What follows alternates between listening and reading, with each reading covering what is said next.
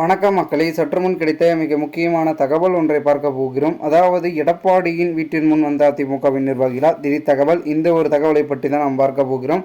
தகவலை பார்ப்பதற்கு முன்னதாக நீங்கள் நம்மளுடைய சேனலுக்கு புதிய பார்வையாளர்களாக இருந்தீர்கள் என்றால் மறக்காமல் நம்மளுடைய சேனலை சப்ஸ்கிரைப் செய்து வைத்துக் கொள்ளுங்கள் மக்களே. தற்பொழுது நம்மளுடைய அதிமுக கட்சியில் ஓபிஎஸ் அவர்கள் பார்த்தீங்கன்னா ஆதரவாளர்கள் நிறைய பேர் எடப்பாடி தலைமையில் இணைஞ்சிட்டு இருக்காங்க அப்படின்ற கருத்துக்கள் தான் மிக மிக அதிகமாக வந்துட்டுருக்கு. காரணம் என்னவென்றால் பெரும்பான்மையான பார்த்திங்கன்னா விஷயங்கள் ஒன்றொன்றும் நடந்து கொண்டு இருக்க, ஒரு பக்கம் பார்த்திங்கன்னா சசிகலா ஆதரவை நாடி ஓபிஎஸ் இருந்தார்.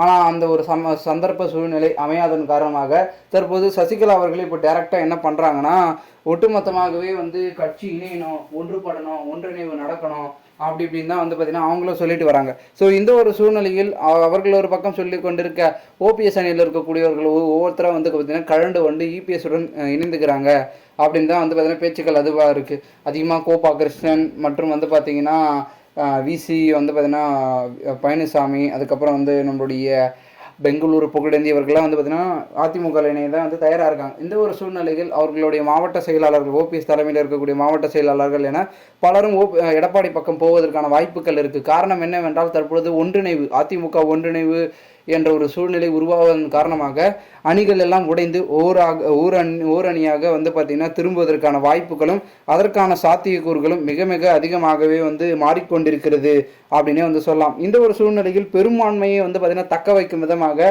அதிமுகவின் கட்சியின் பார்த்திங்கன்னா பொதுச் செயலாளர் எடப்பாடி பழனிசாமி அவர்களுடைய வீட்டில் முன் கூட பார்த்திங்கன்னா நிறைய விதமான ஆதரவாளர்கள் திரளுவதற்கான வாய்ப்புகள் இருக்குது அப்படின்றதே பார்த்திங்கன்னா நிறைய பேர் சொல்லிட்டு இருக்காங்க.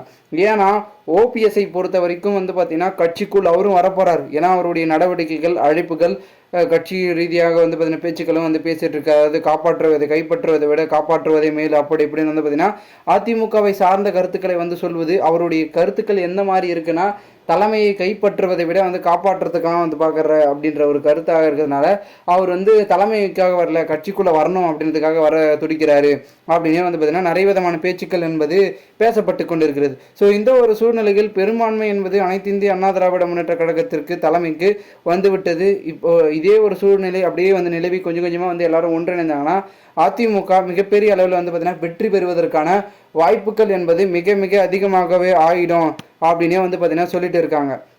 மேலும் இந்த ஒரு சமயத்தில் அனைத்து இந்திய அண்ணா திராவிட முன்னேற்ற கழகத்தின் செயல்பாடுகள் மாறுச்சுன்னா ஒட்டுமொத்தமாகவே பார்த்தீங்கன்னா கட்சி ரீதியான செயல்பாடுகள் மாற்றப்படும் அப்படின்றத சொல்கிறாங்க. ஏன்னா ஓபிஎஸ் ஆதரவாளரும் சரி, சசிகலா ஆதரவாளரும் சரி, எல்லாம் சேர்ந்து ஓபிஎஸ் சசிகலா எல்லாரும் ஒன்றா சேர்ந்துட்டாங்கன்னா கட்சியின் தலைமை மிகப்பெரிய அளவில் பார்த்தீங்கன்னா மாற்றங்களை முன்னெடுத்து வைக்கும் அப்படின்றத சொல்லிட்டு வராங்க. தொடர்ந்து பொறுத்திருந்து பார்ப்போம் என்ன நடக்கிறது, என்ன மாதிரியான மாற்றங்கள் அப்படின்றத. மேலும் இந்த ஒரு தகவலை குறித்த பொதுமக்கள் உங்களுடைய கருத்துக்களை கூறுங்கள். இதுபோன்று நீங்கள் அரசியல் சார்ந்த நிகழ்வுகளாம் தினசரி தெரிந்து கொள்ள நம்மளுடைய சேனலை சப்ஸ்கிரைப் செய்து வைத்துக் கொள்ளுங்கள் மக்களே.